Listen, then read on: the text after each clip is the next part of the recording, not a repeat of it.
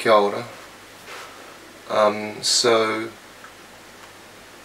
I thought maybe, if I'm going to make a documentary where the main subject is going to be gender-based discrimination, or discrimination based on variations of sex characteristics, well, I thought it might be useful for me to talk about my own experience of facing discrimination and why this has made the documentary such an important topic for me. As some of you probably know, I'm somewhat infamous for my cannabis activism. Myself and my friend Gary, everyone knows Gary. He's the guy who dresses up in the cannabis suit and goes to Parliament. We've been doing that. I've been working with the guys for 6 years, of course, to make the weed documentary, which just came out, late last year and still circulating.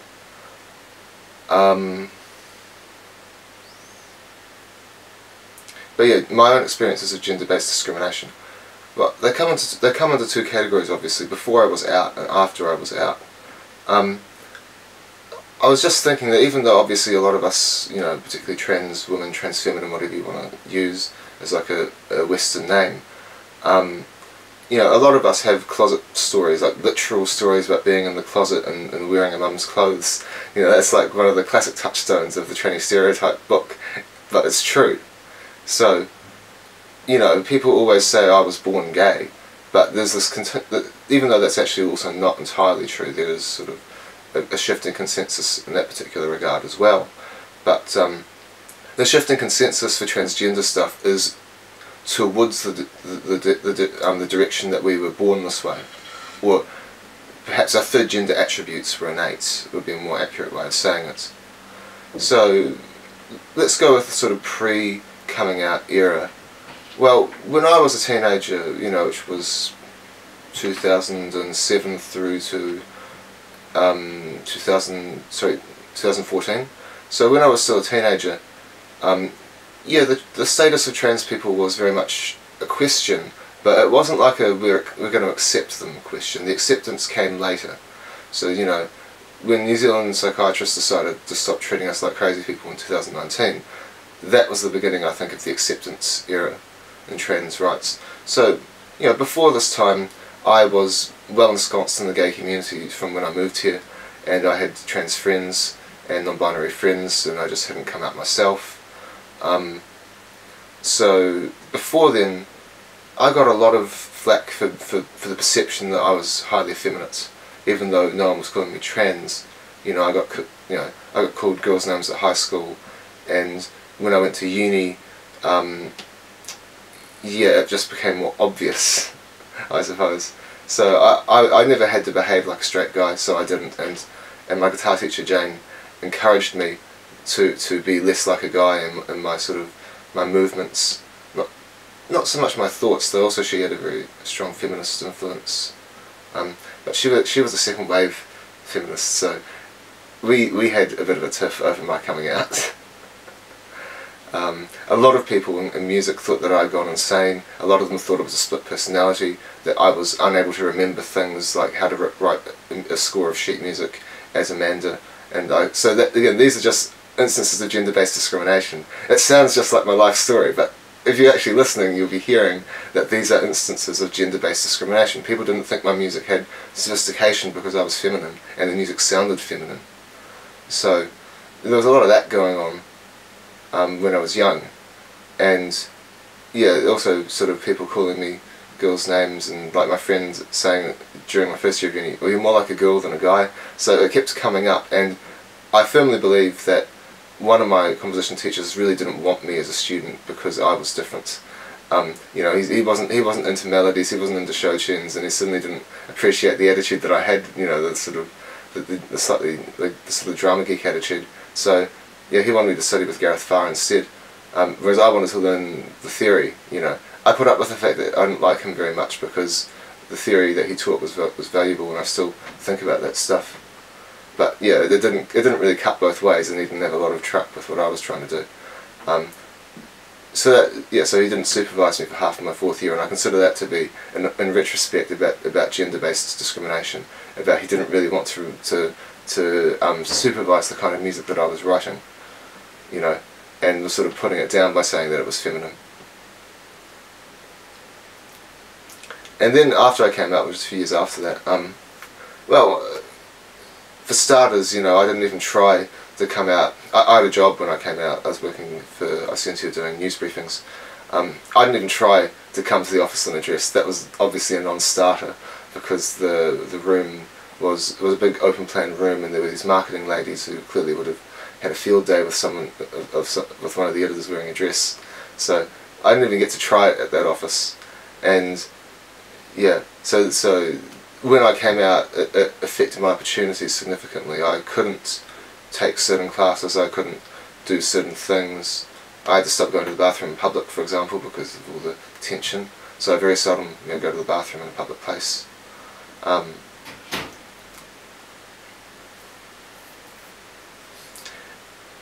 And then when I was working at RNZ, I noticed that some of the people in the office were hostile towards me coming in the clothes. You know, they made up stuff like, oh, you need to wear a bra because we can see your tits. Whereas obviously, maybe you can, but that doesn't mean that I need a bra, because my tits do not pass the pencil test. I've never had any hormone therapy treatments. And this is one of my things. When I came out with this. Better groomed, you know, proper beard, but the way I was treated like that was awful. I had parents shielding their kids from me in the streets. I had people insulting me at a bar. You know, I had all kinds of crap that did not happen when I was only wearing male clothes. So, yeah, I shaved the beard because people weren't going to tolerate me with it. And now, but that was about the only concession I was willing to make. You know, leg hair, for example, I'm not going to be shaving that just because people think I might look prettier, you know, with bare legs. So there's a lot of pressure to conform, a lot of pressure to be more like a woman in order to be accepted as one, that one encounters as a trans feminine person. And that again is gender-based discrimination, and it can also slide into hate speech, you know, like when Keaton, you know, a former flatmate threatened to kill me. You know, that's also in that same pattern of discrimination that all the trans people face. So I've been assaulted a couple of times, I've been indecently assaulted once. And this is despite the fact that, you know, I am almost asexual at the moment. I'm not really, I'm sort of demisexual overall. So I'm not just randomly attracted to people, or if I am, I wouldn't do anything about it unless I knew them personally. So, yeah, oh, now I've lost my train of thought. Let me get a beer.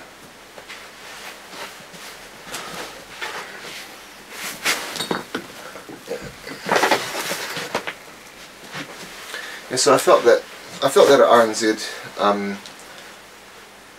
it wasn't that they weren't willing to tolerate me as trans, and I did also have some other mental health issues, but those were related to the same pattern of gender discrimination.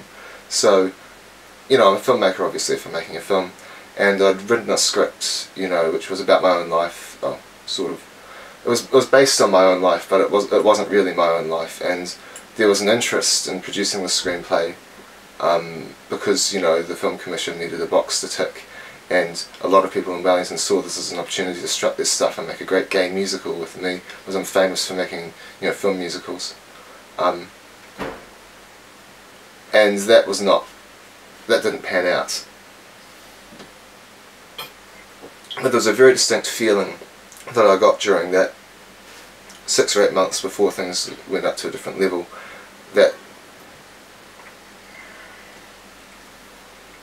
you know, that basically they were saying, because you're out in trans, the only thing that we can see you doing is playing a role where you're out in trans. We don't want you to direct, we don't want you to be involved with filmmaking, we want to exploit your voice and your image for money. That is what they meant, that is how they said it, you know, in my mind, but that is what they meant, is that they did not believe that any of my other script ideas were of any validity whatsoever, not least the one which actually had all the cool songs in it, because I was trans and therefore could only talk about trans stories. That's also not fair, that's also not reasonable. Cisgender men and women get to write diverse perspectives, admittedly less so now that everyone's huffed the identity politics bullshit, but yeah. So that is also gender-based discrimination, saying that my creative practice can only be limited to commentary on trans issues. You know, I take offence to that. So then obviously there was RNZ with the gender-based discrimination. So when it was becoming clear that I couldn't really fit in the workplace, I decided to take some courses, and I took a course in Te Reo Māori last year with Hori, Mike, and he was really good, and he certainly didn't have a problem with calling me whaia, or sort of treating me in a feminine fashion. So I was disappointed last week to find that the kāko for the tikanga course that I was going to take couldn't treat me as a woman. She just fundamentally couldn't see me that way. She didn't and I don't think that telling her that I had some vague whakapapa and identified as whakawahine would have changed her view. She was very much spouting gender essentialist things. She was pointing at me. She was pointing at the unisex bathroom while looking at me while walking us around the campus. She misgendered me, and as a result I've had to leave the course, because I just don't think I can take a course from someone who is unwilling to see me as a woman. And it's disappointing. I thought I gave her some pretty good arguments about why all this gender essentialist nonsense that she was spouting was irrelevant. But she, of course, was defending me, saying, "Oh, but it's Māoritanga." Well, perhaps it is, perhaps it isn't. But what we were learning in the tikanga course that exact week was that tikanga is flexible; it does change. And she also introduced ritanga as a concept. Where you instantly change it. So that's basically what I think. I think that I'm very happy with how the complaint was handled. I'm going to take a different course, but I do think that it suggests to the wānanga, to wānanga o Aotearoa, that there needs to be some slightly more explicit language about how to treat gender diverse people in the classroom, so that there's no sort of ambiguity that allowed Rangi, the teacher, to be a bit rude to me, just to bait me, essentially. She also said some stuff about blood purity, about how pure her Polynesian whakapapa was, that obviously didn't, land well with me, because that's not, like, people consider me to be Māori in the sense that I sort of am acculturated to it, but I actually don't have any particularly strong whakapapa connections, except on other branches of my dad's family tree. So I identify as Pākehā, but I grew up around lots of people, particularly, not just white people, so I'm just more comfortable. And Riddell Productions kind of embraced that ethos to some extent. We all liked the sort of the casualness, and we tried to make films that reflected that. I'm a big fan of Māori filmmaking, actually. I like to watch short films, and I went and saw these really cool short films at the City Gallery 2 years ago. Some of that stuff showed up in the documentary, actually. That's why I'm mentioning it. So yeah, the influences of different cultures make me a different sort of trans person, because I don't look at it from a butler type gender as a social construct delineated by performance and sedimenting. I mean, obviously those things are true, but they're not the entire picture of what makes a transgender or gender minority identity, because, as I say, there's a social expression and there's a cultural dimension. So you express yourself in a certain way socially, and that does or doesn't resonate with the cultural dimension of what people in this particular context think men and women are supposed to do. So gender is not just a performance; it is other things as well. Without a cultural tradition, without a cultural construct of transgender identity, then one can't embody one. So that's my sort of basic view on trans as a sociological phenomenon. I might have to turn the tape off at this point. Come back for a second, go.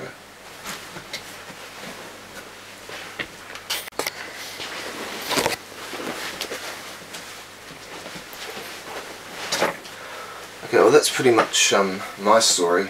I could add more, but I think that gets across the sort of the guts of it. That gender discrimination is ubiquitous. It happens everywhere. It's not one group, one gender of people. There's a wide variety of people who, both consciously and unconsciously, perpetuate gender stereotypes that harm the lives of gender diverse people. So yeah, let's go to talking about the documentary. So, for those who are interested, full disclosure, so I've talked to Dave Armstrong, who I'm working on an opera with, and he said he'll put his name on the documentary to help us get some funding. And I've been talking to Paddy Gower for a number of years about projects, and he seems particularly interested in the trans project, so he might also support the application for funding. So yeah, if it gets off the ground, then we'll have a pretty good chance to actually get a team assembled, 5, 6, 7 people, and do some research, put some threads together, begin to shape the story that we're looking to tell. So that would be the goal for people who are thinking about what to talk about on Friday. I'll probably bring the camera, but I'm not going to use it, or maybe I might just film a couple of the lectures. But yeah, I don't want to be like constantly roving around with the camera. I'm just sort of bringing it because, well, I'm a filmmaker and I want to talk about the film, so I might as well bring the prop of the camera with me as well. I've got the new tripod, obviously, if you're watching this. So this is fine for sit-down interviews, but it's no good if we're going to do anything standing. It's only about 1.5 meters tall. Yeah, so it's pretty good though.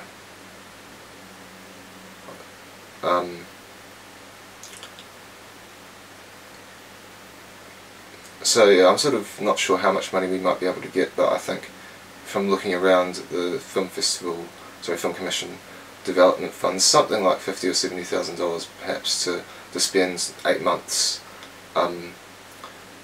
getting all the things into shape, getting some interviews together, finding all the archival material, yeah, and sort of getting all the old people excited about the project. Of course, chance to say something which is very specifically about Wellington's culture and trans rights, and where things were in the past and where they're at now, and what can we do to improve outcomes for gender diverse people.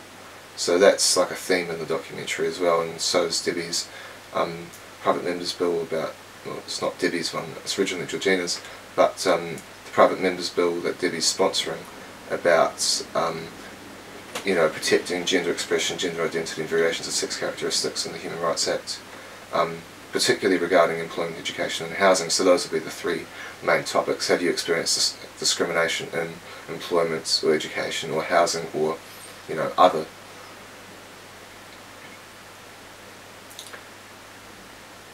So it'll be pretty low key. It'll just be this. I might have a second camera if people on the team have their own stuff. It's pretty easy to match the cameras later on in colour grading, so don't worry too much about that.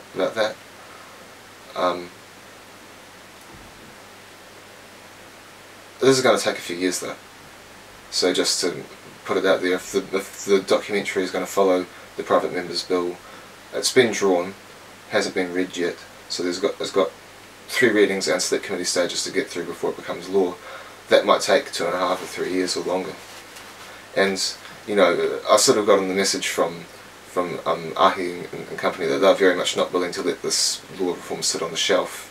So the documentary has a political agenda, because obviously I can start releasing footage like this when I film it, and the political agenda is to pressure the left wing into making sure that this goes through. It's a conscience issue. We'll probably win the numbers in the first reading. Yeah. It's a conscience issue, so we'll probably win the numbers in the first reading because National can't be seen to be transphobic. But if the select committee is gamed with by the right wing in a careful way, they might actually be able to defeat it at a second or third reading. I don't really know what we can do to match with the money and the resources that Family First and Destiny Church and Speak Up for Women have. But I think there's some of the trans community groups are well funded, or at least appear to be from a distance. But yeah, getting some money to do this documentary would be great. I also have a second idea, which is about how to work for trans rights, past the point of the documentary or past the development funding, which is that I formed a political party, and if my allies decide to become members, then we can eventually get a whole lot of money to run ads during the 2026 election, and trans and rainbow topics are probably going to be one of the things that we focus on. I mean, restoring relationships and sexuality education, improving outcomes for trans people by improving the things to protect us from discrimination, which also includes the hate speech laws, which Debbie's office brought up with me as well. So another area of sort of serious law reform is that we need to be legally protected from hate speech.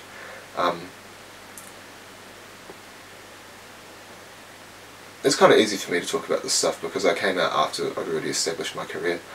But I was only 24 or 25 when I came out, so, you know, it would be more charitable to say that I happened to be very successful, you know, with the first two musicals, and I wrote those before I was 21, or just after I turned 21.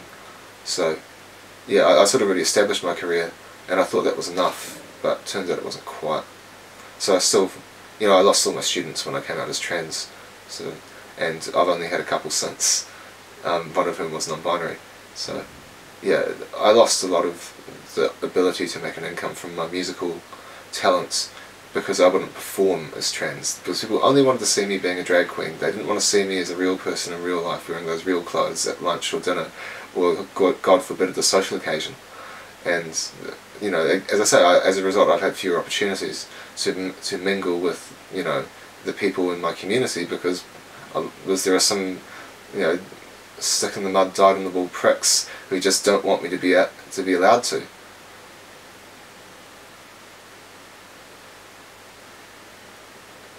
But one thing which is new since I, you know, announced this documentary and began doing a bit more active trans advocacy is now I get hate mail. So that's another thing, you know, as I say, hate speech, hate mail, you know, those things, they're able to say that they're going to exterminate us, even though they didn't use those exact words. They used remove the modernist trans folk from our communities. But that certainly sounded very much like putting us in concentration camps. So there might be some room to satirise those people in the documentary, but that would kind of take it away from the fact-based sort of journalistic point of view.